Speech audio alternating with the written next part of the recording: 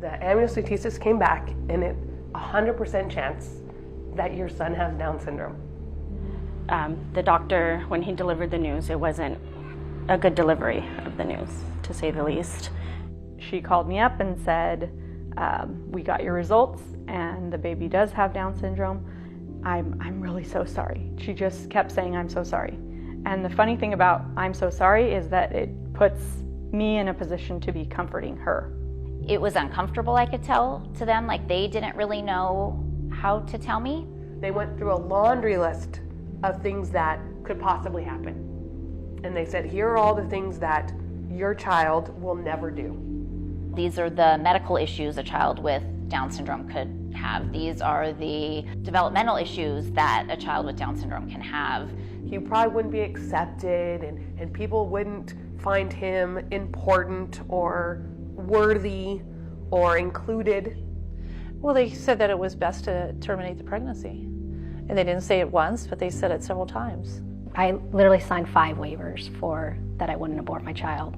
Every time I went in, we had to sign a new waiver.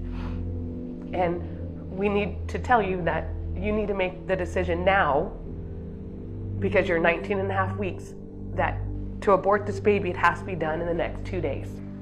The words from his mouth was like, so you're gonna keep this baby? And I said, yes. He was like, okay, wow, cool. If all else fails, he'll just end up being that cute, retarded kid. And that's what he said to me.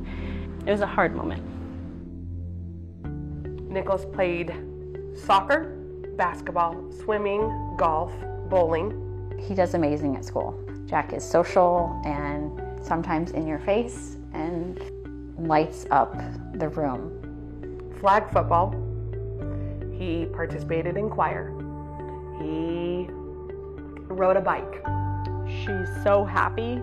She's so outgoing.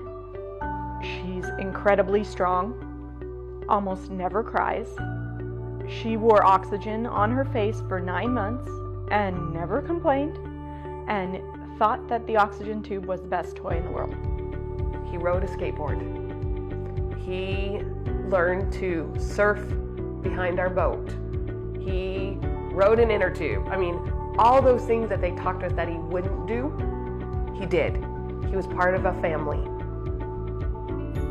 He was far more than just normal. He was extraordinary. For a while I thought, how can I change him to fit in with society? But now it's more, how do I change society to accept him? A major change needs to be the way that doctors deliver the news. I wasn't educated and I wasn't given any information by the doctor. Nobody ever gave me any resources to help me, get prepared. They just kind of just left me. If the doctors would set something up like that, like we have a family that has volunteered to talk to you. That's what I needed. I needed to see someone's life. I needed to see a kid in someone's house. Like, this is gonna be okay. You're gonna be okay. Parenting a child with Down syndrome is a gift. It's not a burden. It's often thought of as, oh my gosh, that poor family. And really, we're the lucky ones.